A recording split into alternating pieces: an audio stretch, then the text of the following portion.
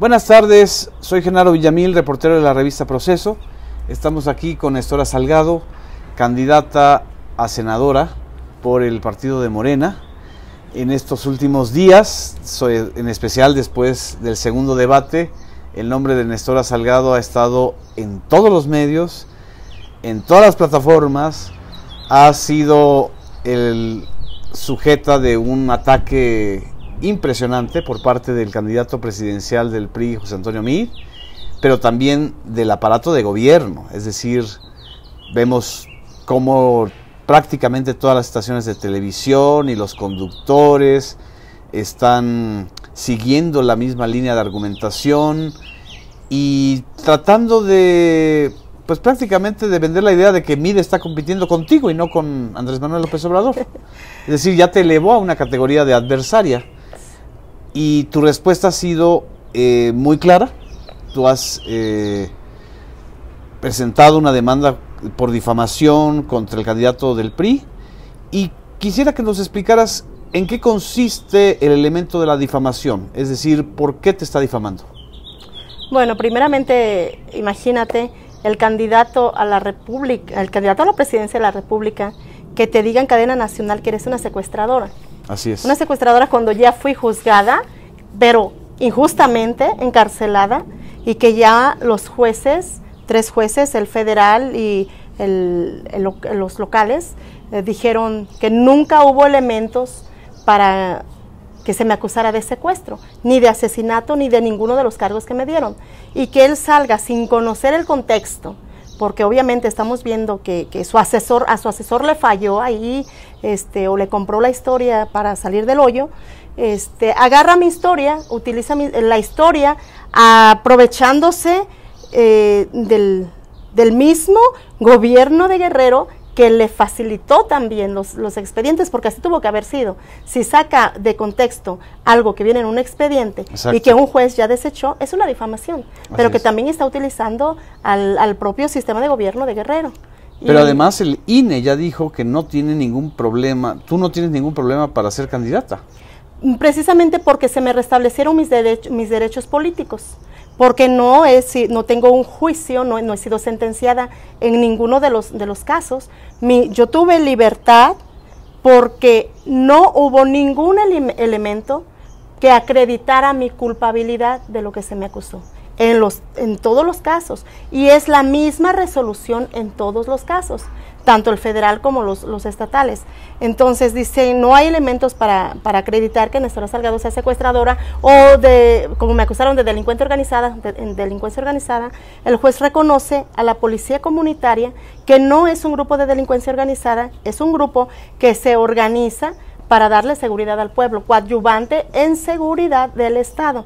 Reconoce la ley 701, que para muchos es desconocida, pero la ley 701 del Estado, que es una ley local del Estado de Guerrero, que avala a estas policías comunitarias, también agarrándonos del artículo 2 constitucional, y convenio 169. Entonces, el juez federal reconoce que no es un grupo de delincuentes organizados, ¿sí? Entonces dice, no hay elementos para que la señora Nestora Salgado sea culpable de esto que se le acusa. Me da auto de libertad en el primer año, pero sin cambiarle un punto ni una coma, soy nuevamente juzgada y me quedo encarcelada otro año, 8 meses, y los jueces, los otros jueces locales, al final del tiempo vuelven a decir, no hay elementos que acrediten que la señora Salgado es culpable de lo que se le acusa. Y me voy en libertad, así me dan libertad. Entonces, obviamente, por ahí están manejando una versión equivocada, que dicen que se me reabrieron casos. No. Exacto. En los 3 años que yo estuve presa, ninguna de las personas que me acusaron, de esas 50 personas que me acusaron, nunca se apareció pues cuando estuvo el proceso, que tuvieron la oportunidad de venir y acusarme, primero de rectificar la denuncia, otra era enfrentarme en los careos, en el proceso. Jamás se aparecieron, ninguna.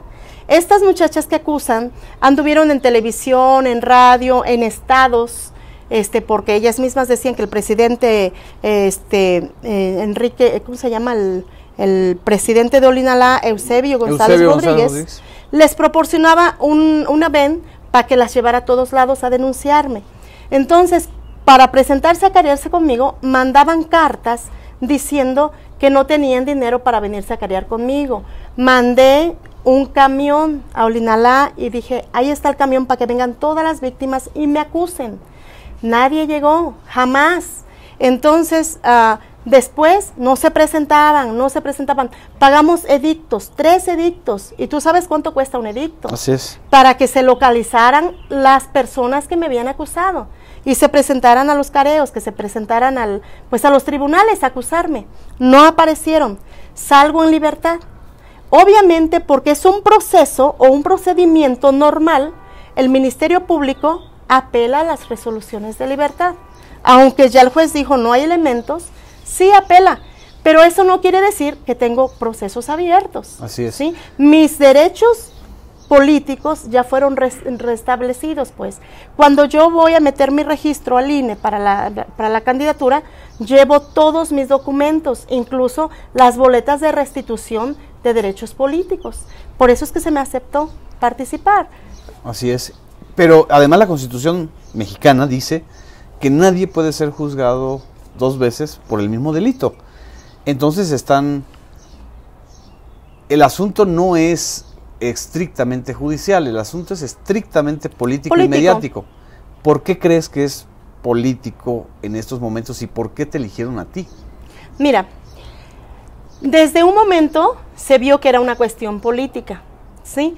Porque el haber apresado a Nestora con delitos fabricados y que nunca tuve oportunidad de una buena defensa desde el principio, no habiendo ningún delito, el Estado reconoce a las policías comunitarias, tan es así que siguen trabajando, es la Organización de los Pueblos. Eso se utilizó para desbaratar a la policía comunitaria de Olinalá, porque Nestora, o sea, se van en ataque a Nestora, porque fue Nestora la que se atrevió a denunciar los vínculos del narcotráfico con el Eusebio González Rodríguez, que ahora precisamente es el candidato a la Diputación Federal del PRI. Así es. ¿Sí? Y que estuvo en una lista de los 20 presidentes vinculados al narcotráfico de Guerrero. ¿Ah, sí? Sí, checa las listas por ahí y está en esa lista. ¿Una lista elaborada por quién? Cuando pasó todo lo de Ayotzinapa, sacaron una lista de los presidentes que estaban vinculados al narcotráfico. Entre ellas estuvo él y la foto de él, ¿no? Entonces, cuando yo lo denuncio firmemente, porque teníamos pruebas de estas mismas muchachas que me acusan, que nos entregaron las evidencias de lo que hablábamos, y hablamos de la corrupción, no tanto de este presidente, sino también del síndico procurador y del entonces director de seguridad. Como yo salgo a decir esto y decimos, ¿por qué dejan ir a los delincuentes? Porque cuando la policía comunitaria entrega a un sicario a la policía municipal, ellos mismos lo sacan afuera del pueblo, ¿sí? ¿Sí?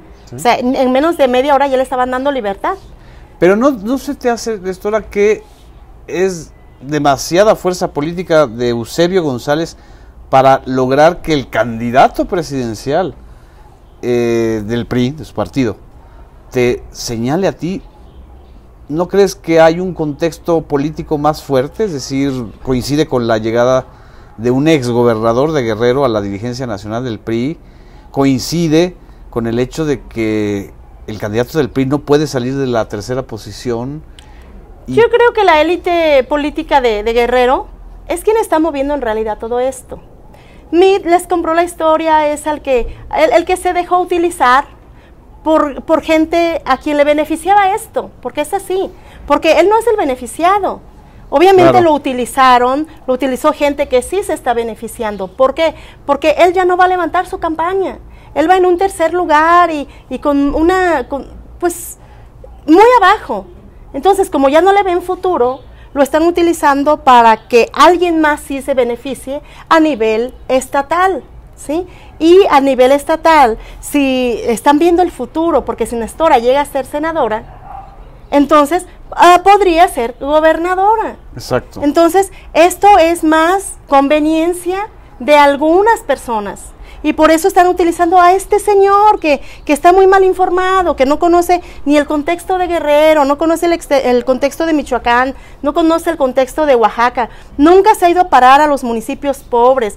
Olinalá es uno de los 85 municipios de pobres del estado de Guerrero. Así es. Que nunca se ha ido a parar. Además, hay otros municipios mucho más pobres y que este señor no sabe ni el contexto de los pueblos originarios, cómo se organizan, cómo es su organización, cuál es su problemática. El contexto es muy difícil si hablamos de los movimientos indígenas, de los movimientos que se dan precisamente en Guerrero. Si te das cuenta, en el 2012, desde el 2011, que surgen las policías comunitarias. Así es. No nomás fue en Guerrero, fue en Michoacán.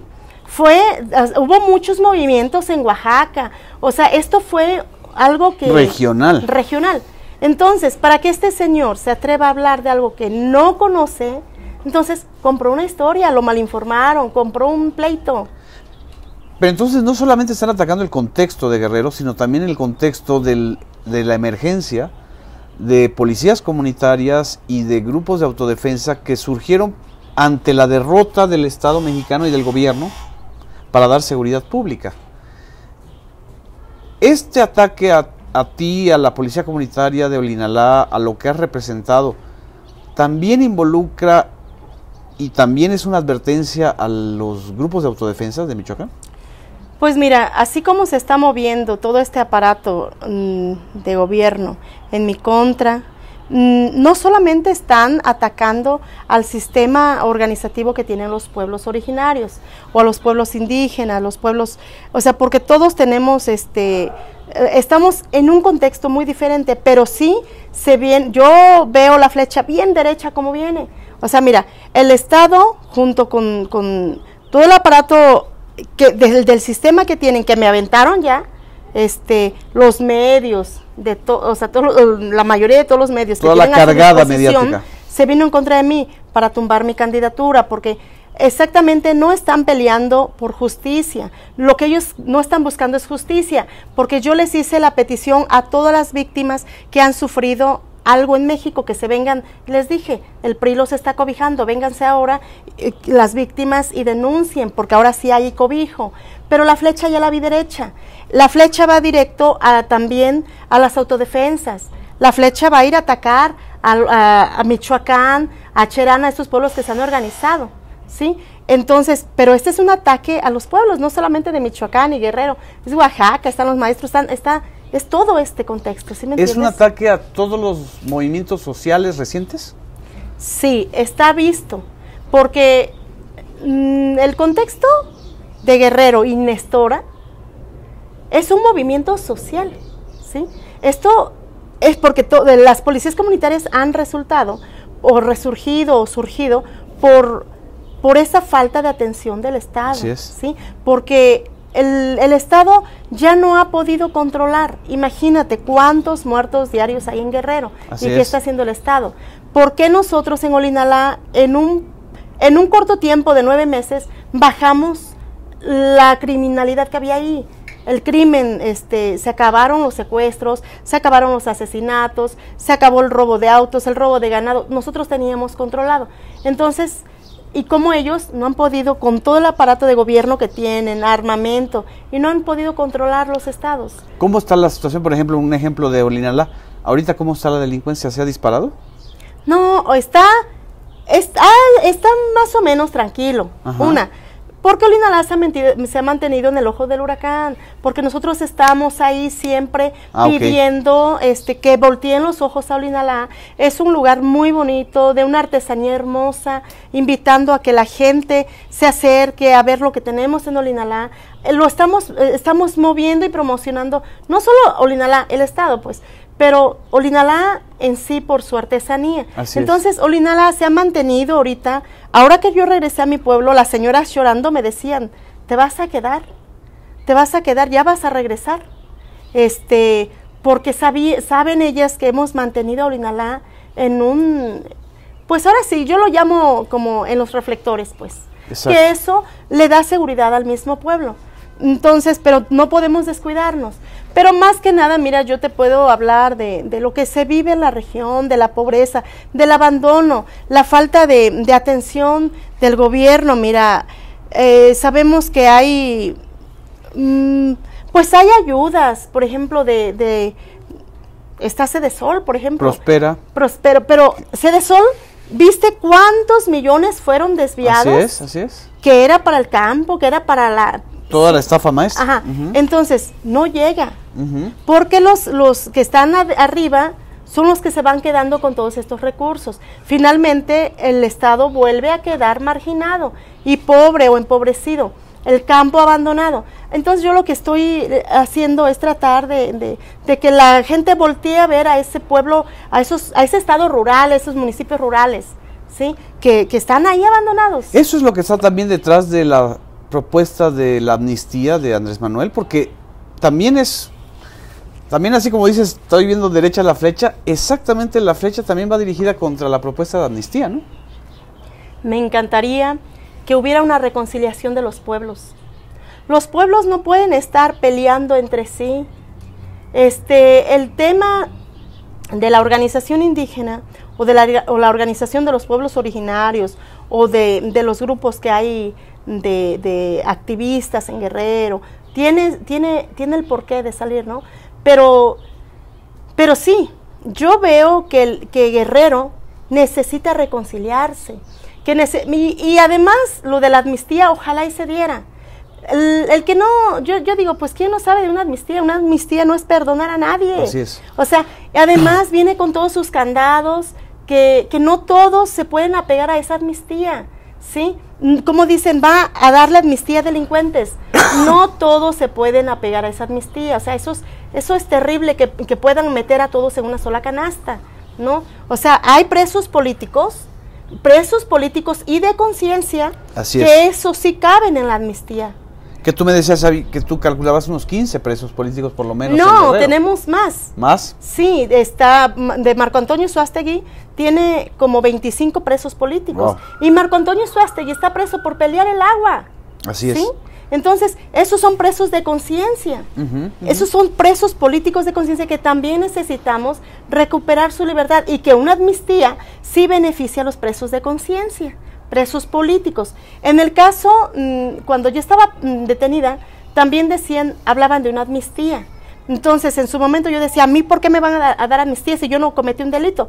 Pero no entendía exactamente cómo funcionaba la amnistía. Exacto. Entonces, si se hubiera dado una amnistía, yo sí cabía ahí, porque yo sí fui presa política. Entonces, son diferentes presos que pueden entrar en estas amnistías.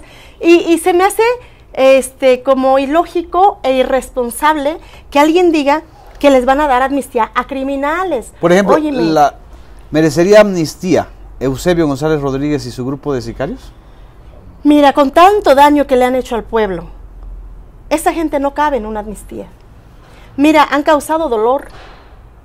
Entonces, pero mira, ellos son los que agarran premio. Claro. ¿Sí? Porque él sí va a una diputación federal que nadie se la discute. Exacto. ¿Sí? Y que sí, mucha gente se quejó que estaba vinculado a la delincuencia organizada y que nadie del PRI dice nada. Así es, ¿Ah? así es. Entonces, son diferentes actores, diferentes cosas, y que yo sí creo que necesitamos luchar juntos por esa paz. Guerrero es hermoso. Guerrero tiene tanto para salir adelante, para ser un estado rico.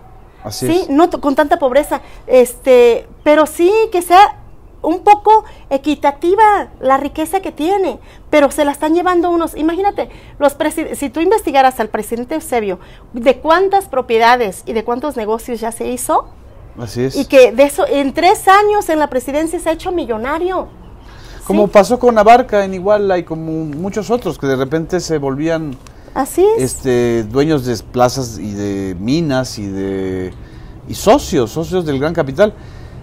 Esta semana también Andrés Manuel López Obrador planteó la Comisión de la Verdad, una Comisión de la Verdad para el caso Ayotzinapa, que es innegable que está vinculado también al contexto social de Guerrero. ¿Qué valoración haces de esa Comisión de la Verdad? ¿Ayudará y cómo poder ayudar más? Tiene que ser más amplia, tiene que ser más amplia para beneficiar a más, ¿verdad? Mira, yo aplaudo, ojalá y se dé. Yo digo, pues ahora sí, que se haga esta comisión verdaderamente que busque esta verdad. ¿Viste? Si te das cuenta, el contexto, la detención de Nestora Salgado, las movilizaciones para lograr la libertad de Nestora Salgado, con los normalistas, con maestros, con todo esto, la represión que se les viene, luego la desaparición de los normalistas, es un contexto muy difícil, ¿sí? Entonces, esta comisión que fuera amplia, híjole, yo creo que todos apoyamos y pedimos que se haga. ¿Por qué? Porque ha habido mentiras en el caso de Ayotzinapa. Las madres siguen llorando, imagínate.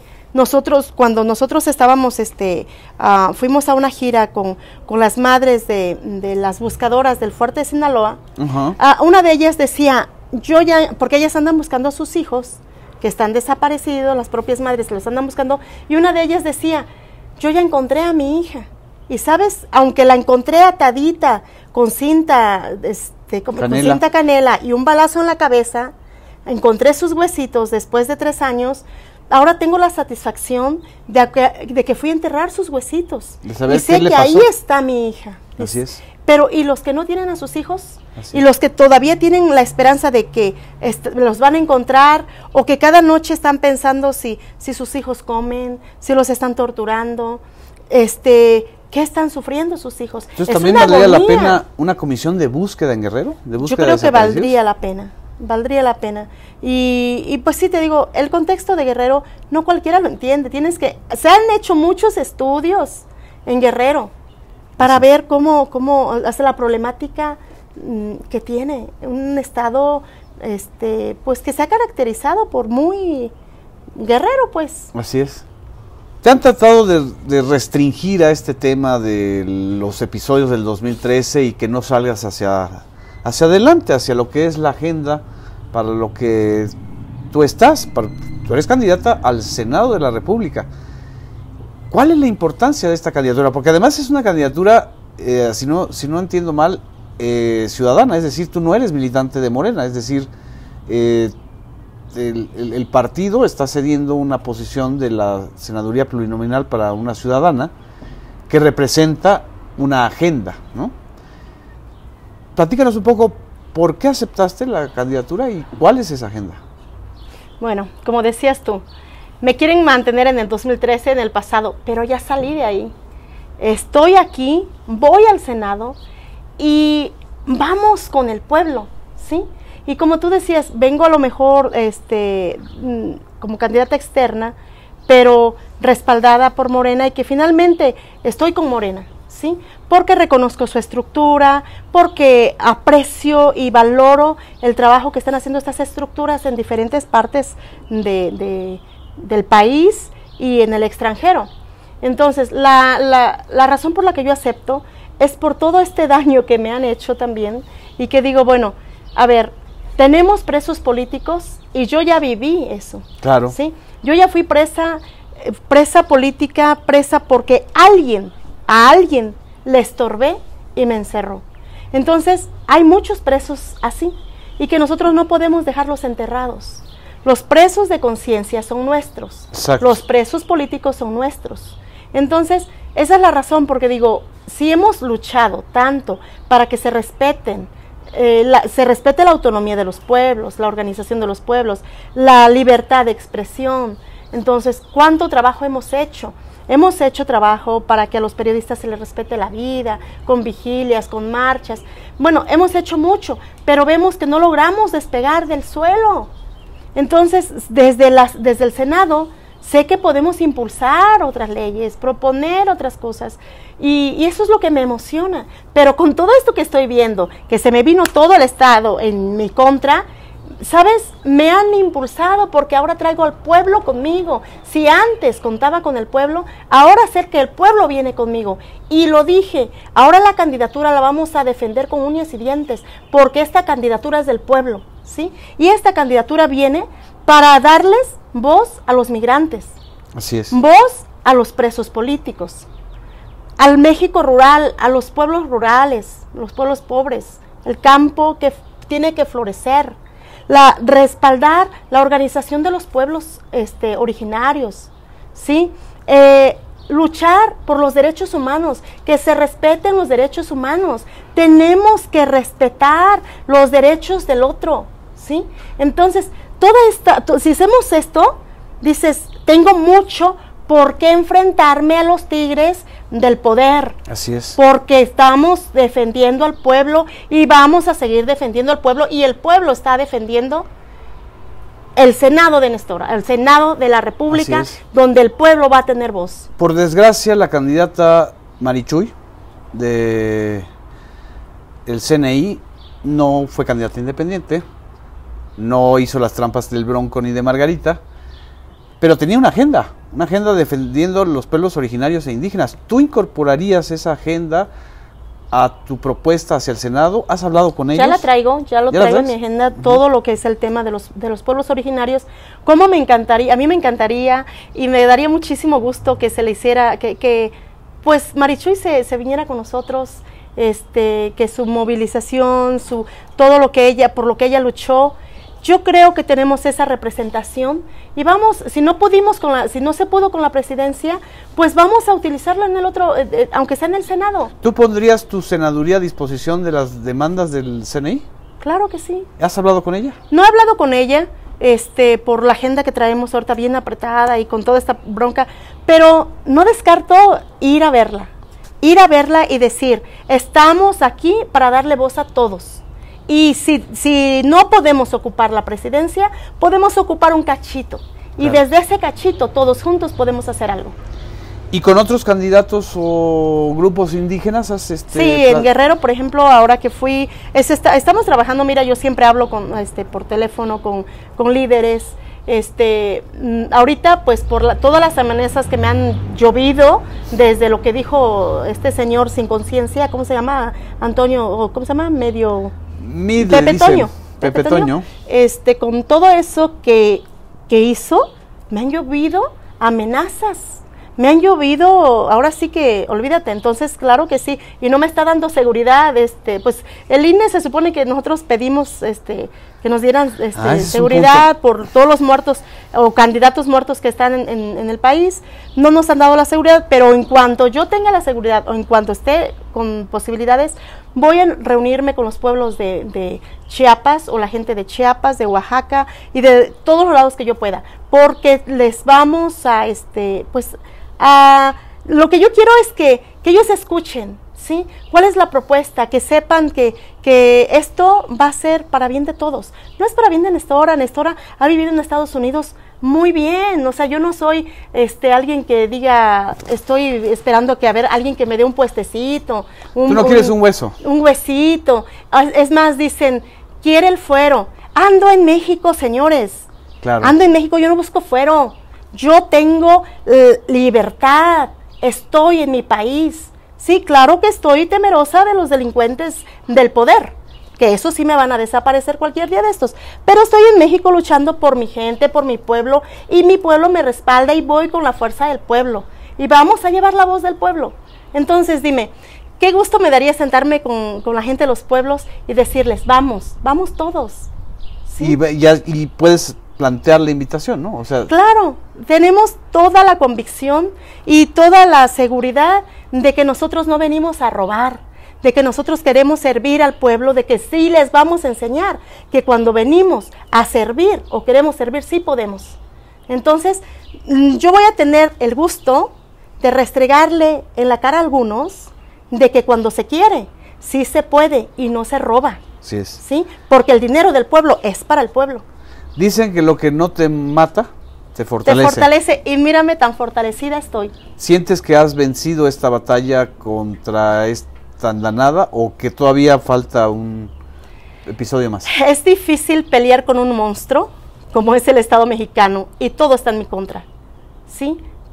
Tú ves que los del poder están en mi contra. ¿Tú crees que yo, una mujer frágil como yo, puedo luchar contra ellos? No puedo, pero me las estoy arreglando, porque el pueblo me ha defendido, el pueblo me ha dado el soporte, ¿sí? Entonces, mientras el pueblo esté de tu lado, mira, a mí no me preocupa nada. Vamos al Senado, vamos a ganar, y vamos a luchar por eso. No te vas a echar para atrás, no Claro te vas a que ocultar. no. Sí. Al contrario, como te dije, esto me llena de energía. ¿Sabes por qué? Porque si alguien, un candidato a la presidencia de la República, se puso a mi nivel, entonces quiere decir que no estoy muy chiquitita. Exacto. Entonces, que todavía tengo un poco más para crecer. Y tu agenda es la que les preocupa Sí, a los del poder. y que esta agenda nos va a dar crecimiento. Así ¿sí? es. Entonces, es como las plantitas. Esto que me fueron echando es como agüita. Vamos a revivir y vamos a crecer como esas guías que crecen. Así así como quiero ver los campos, así va a crecer esto. Así porque es. se está convirtiendo en otro movimiento. ¿sí? Exactamente. En otra lucha. Lo que ellos no sabían es que dieron origen a otro movimiento. Exactamente, esta es otra lucha y que la vamos a ganar.